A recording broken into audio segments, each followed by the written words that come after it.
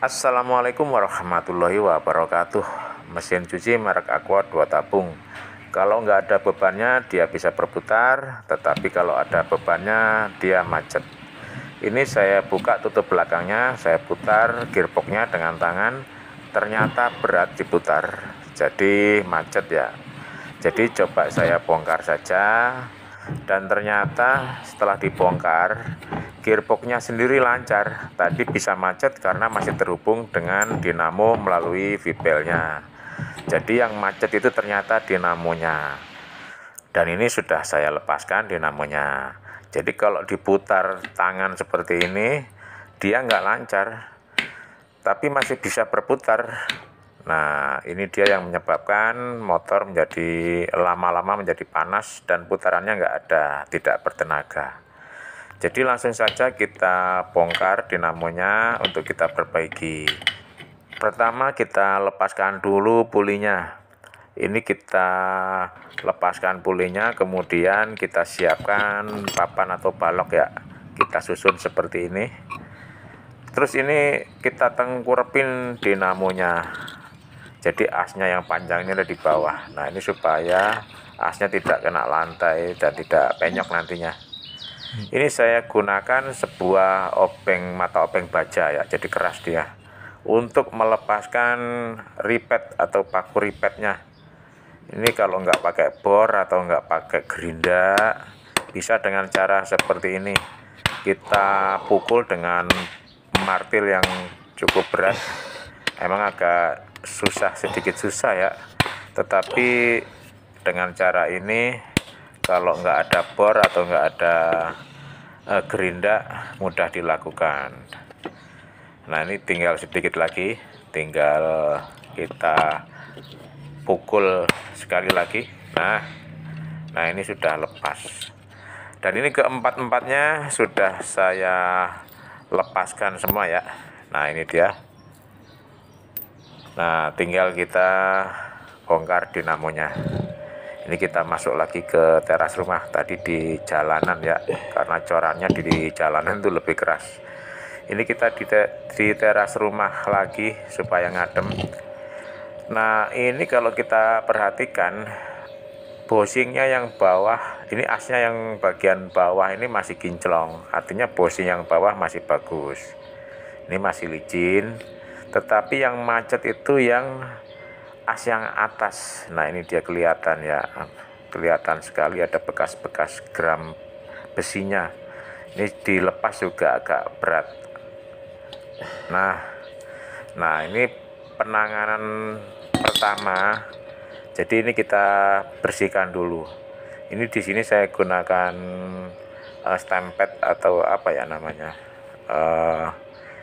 grease seperti ini untuk mengikat kotoran-kotorannya atau gram-gram besinya.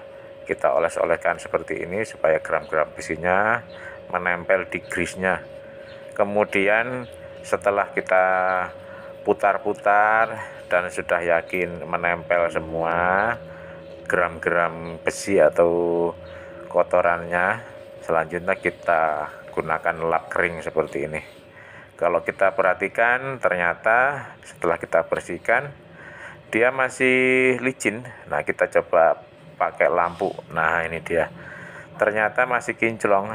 Jadi kondisi asnya masih oke, layak pakai, tetapi yang ini bosingnya ini yang sudah ledes dalamannya, lubangnya sudah banyak lecet-lecetnya.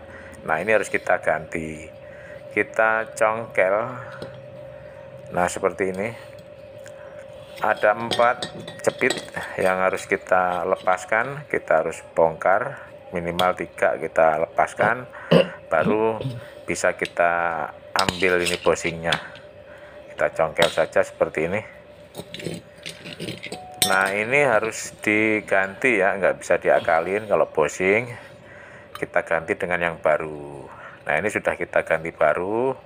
Terus ini spon ini jangan sampai dibuang, ini penting banget ini untuk nyimpen oli. Nah, jadi kalau sudah ganti bosing sebaiknya dikasih oli di sponnya itu supaya awet licin, jadi nggak gampang macet lagi seperti tadi. Nah, ini kita pasang kembali cepitnya, terus kita kunci dengan cara dipalu.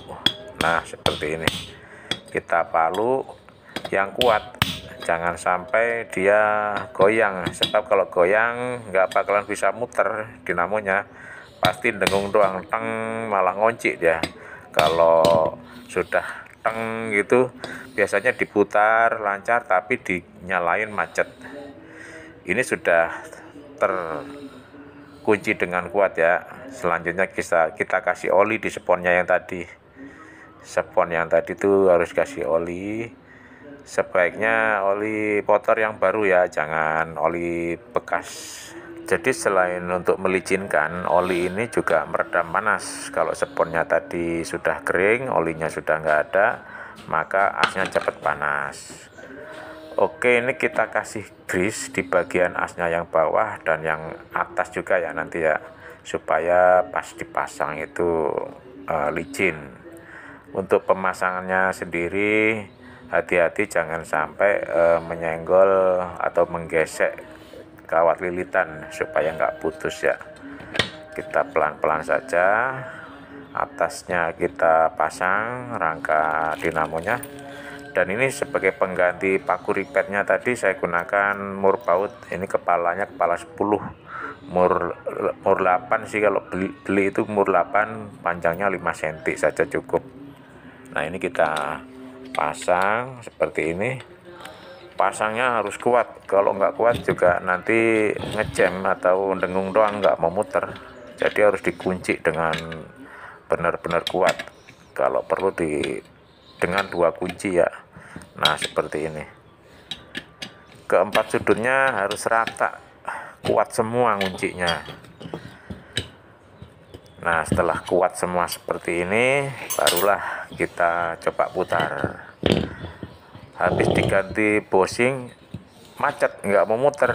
Nah ini bisa kita atasi dengan kita palu ya, jangan pakai tang, pakai palu aja di pinggir-pinggirnya. Nah di bagian rangkanya ini kita gedik-gedik dikit-dikit. Nah baru kita putar. Nah ini sudah lancar ya, sudah nggak berat. Selanjutnya kita pasang pulinya. Kita pasang pulinya, terus nanti kita coba lihat perbedaannya antara sebelum diganti bushing dan setelah diganti bushing, apakah dia berputar lancar. Nah ini dia, alhamdulillah ya, putarannya sudah sangat lancar, ini enteng sekali diputar, nggak kayak tadi awalnya berat banget. Nah ini kalau kita pasang, mesin cucinya akan seperti baru kembali, tenaganya kuat lagi. Oke, ini sudah saatnya kita pasang lagi ke mesin cucinya. Ini sudah kita pasang dan ini kita coba isi air sambil kita putar. Kita tunggu sampai airnya penuh, apakah dia putarannya semakin kencang. Ini yang awalnya tadi sebelum kita ganti bushing dikasih air yang agak banyak saja sudah lemot ya muternya, apalagi dikasih cucian sedikit aja dia langsung berhenti, langsung mati, macet, nggak mau muter. Jadi putaran pelan itu belum tentu gearboxnya, belum tentu fanbelnya, belum tentu juga kapasitor dinamonya. Ternyata yang kita alami ini tadi dinamonya yang macet. Dan ini sudah kita coba menggunakan pakaian, dan ini tenaganya sudah kencang lagi. Jadi cukup sekian dulu, semoga bermanfaat. Wassalamualaikum warahmatullahi wabarakatuh.